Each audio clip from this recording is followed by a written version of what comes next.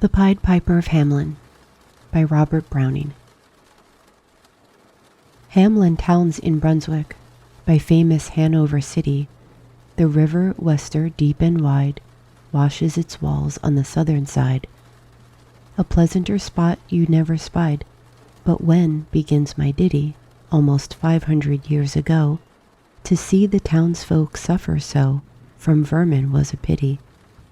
Rats, they fought the dogs and killed the cats, and bit the babies in the cradles, and ate the cheese out of the vats, and licked the soup from the cook's own ladles, split open the kegs of salted sprats, made nests inside men's Sunday hats, and even spoiled the women's chats by drowning their speaking with shrieking and squeaking in 50 different sharps and flats.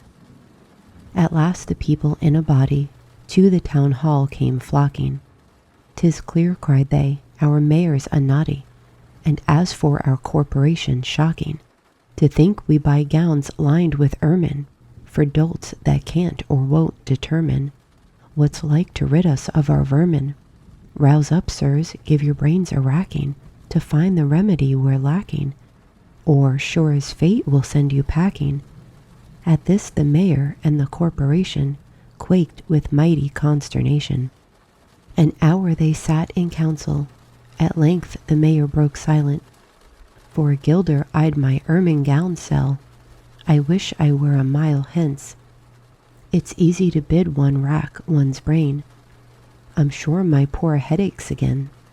I've scratched it so, and all in vain. Oh, for a trap, a trap, a trap." Just as he said this, what would hap? At the chamber door but a gentle rap. "Bless us," cried the mayor, "what's that?"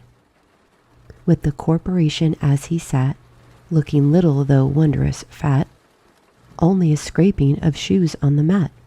Anything like the sound of a rat makes my heart go pit-a-pat. "Come in," the mayor cried, looking bigger, and in did come the strangest figure. His queer long coat from heel to head was half of yellow and half of red, and he himself was tall and thin, with sharp blue eyes, each like a pin, and light loose hair, yet swarthy skin, no tuft on cheek, nor beard on chin, but lips where smiles went out and in. There was no guessing his kith and kin, and nobody could enough admire the tall man and his quaint attire. Quoth one, "It's as my great-grandsire, starting up at the trump of doom's tone, had walked this way from his painted tombstone." He advanced to the council table, and "Please your honors," said he, "I'm able, by means of a secret charm, to draw all creatures living beneath the sun, that creep or swim or fly or run after me so as you never saw, and I chiefly use my charm on creatures that do people harm, the mole and toad and newt and viper, and people call me the Pied Piper." And here they noticed round his neck a scarf of red and yellow stripe, to match with his coat of the same self-check, and at the scarf's end hung a pipe, and his fingers they noticed were ever straying, as if impatient to be playing upon this pipe, as low it dangled over his vesture so old-fangled. "Yet," said he, "poor piper as I am, in Tartary I freed the cham. Last June, from his huge swarms of gnats, I eased in Asia the nizam of a monstrous brood of vampire bats. And as for what your brain bewilders, if I can rid your town of rats, will you give me 1,000 guilders?" "One, 50,000, was the exclamation of the astonished mayor and corporation. Into the street the piper stepped, smiling first a little smile, as if he knew what magic slept in his quiet pipe the while. Then like a musical adept, to blow the pipe his lips he wrinkled, and green and blue his sharp eyes twinkled, like a candle flame where salt is sprinkled. And ere 3 shrill notes the pipe uttered, you hear as if an army muttered, and the muttering grew to a grumbling, and the grumbling grew to a mighty rumbling, and out of the houses the rats came tumbling. Great rats, small rats, lean rats, brawny rats, brown rats, black rats, gray rats, tawny rats, grave old plodders, gay young friskers, fathers, mothers, uncles, cousins, cocking tails and pricking whiskers, families by tens and dozens, brothers, sisters, husbands, wives, followed the piper for their lives. From street to street he piped advancing, and step for step they followed dancing, until they came to the river Weser, wherein all plunged and perished, save one who, stout as Julius Caesar, swam across and lived to carry, as he the manuscript he cherished, to Ratland home his commentary, which was, at the first shrill notes of the pipe, I heard a sound as of a scraping tripe, and putting apples wondrous ripe into a cider's presses gripe, and a moving away of pickle tub boards, and leaving a jar of conserve cupboards, and a drawing the corks of train oil flasks, and a breaking the hoops of butter casks. And it seemed as if a voice, sweeter than by harp or by solitary, is breathed, called out, O rats, rejoice! The world is grown to one vast dry saltery. So munch on, crunch on, take your nuncheon, breakfast, supper, dinner, luncheon, and just as one bulky sugar puncheon, ready staved like a great sun shone, glorious scarce an inch before me, just as me thought it said, come bore me, I found the Weser rolling o'er me. You should have heard the Hamelin people ringing the bells till they rocked the steeple. Go, cried the mayor, and get long poles, poke out the nests and block up the holes, consult with carpenters and builders, and leave in our town not even a trace of the rats, when suddenly up the face of the piper perked in the marketplace, with a first, if you please, my 1,000 guilders. 1,000 guilders, the mayor looked blue, so did the corporation too, for council dinners made rare havoc, with claret, moselle, vin de grave, hock, and half the money would replenish their cellar's biggest butt with Rhenish. To pay this sum to a wandering fellow with a gypsy coat of red and yellow. Besides, quoth the mayor with a knowing wink, our business was done at the river's brink. We saw with our eyes the vermin sink, and what's dead can't come to life, I think. So, friend, we're not the folks to shrink from the duty of giving you something for drink, and as a matter of money to put in your poke. But as for the guilders, what we spoke of them, as you very well know, was in joke. Besides, our losses have made us thrifty, 1,000 guilders, come, take 50. The piper's face fell, and he cried, no trifling, I can't wait, beside. I've promised to visit by dinner time Baghdad and accept the prime of the head cook's pottage, all he's rich in, for having left in the caliph's kitchen of a nest of scorpions no survivor. With him I proved no bargain driver. With you don't think I'll bait a striver, and folks who put me in a passion may find me pipe after another fashion.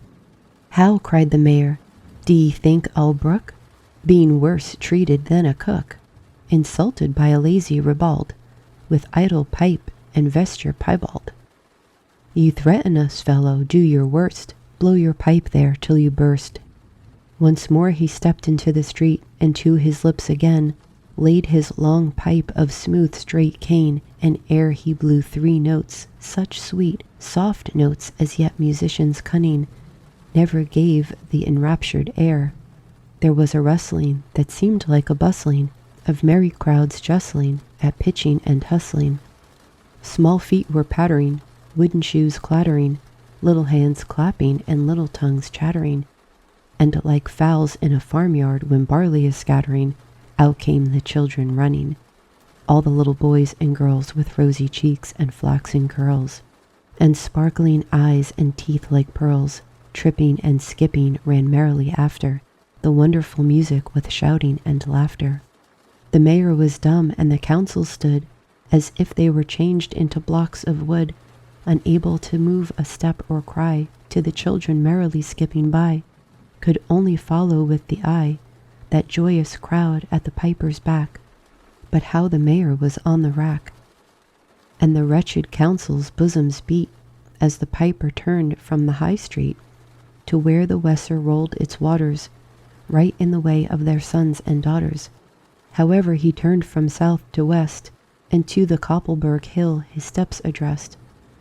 And after him the children pressed. Great was the joy in every breast. He never can cross that mighty top. He's forced to let the piping drop, and we shall see our children stop. When lo, as they reached the mountain side, a wondrous portal opened wide, as if a cavern was suddenly hollowed, and the piper advanced and the children followed. And when all were in to the very last, the door in the mountain side shut fast. Did I say all? No, one was lame, and he could not dance the whole of the way. And in after years, if you would blame his sadness, he was used to say, "It's dull in our town since my playmates left. I can't forget that I'm bereft of all the pleasant sights to see, which the piper also promised me. For he led us, he said, to a joyous land, joining the town, and just at hand, where waters gushed and fruit trees grew, and flowers put forth a fairer hue, and everything was strange and new.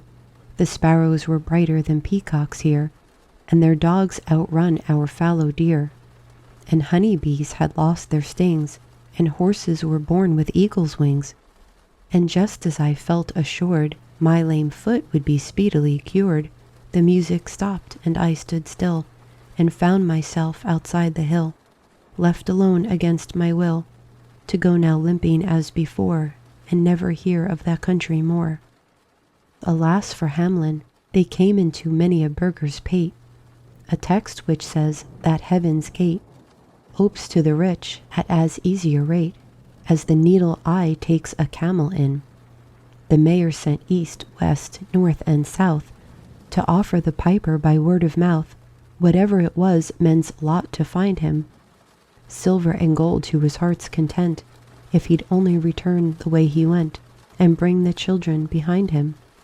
But when they saw 'twas a lost endeavor, and piper and dancers were gone forever, they made a decree that lawyers never should think of their records dated duly, if after the day of the month and year these words did not as well appear.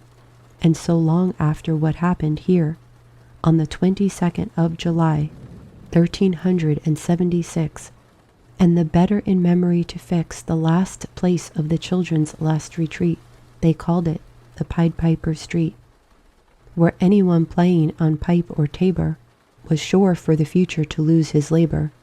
Not suffered they hostelry or tavern to shock with mirth a street so solemn, but opposite the place of the cavern they wrote the story on a column, and on the great church window painted the same to make the world acquainted, how their children were stolen away, and there it stands to this very day.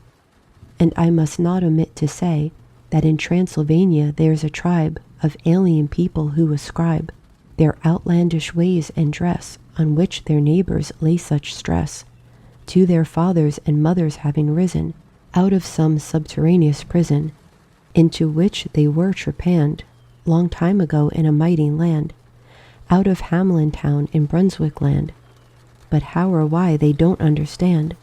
So, Willie, let you and me be wipers of scores out with all men, especially pipers. And whether they pipe us from rats or from mice, if we've promised them aught, let us keep our promise.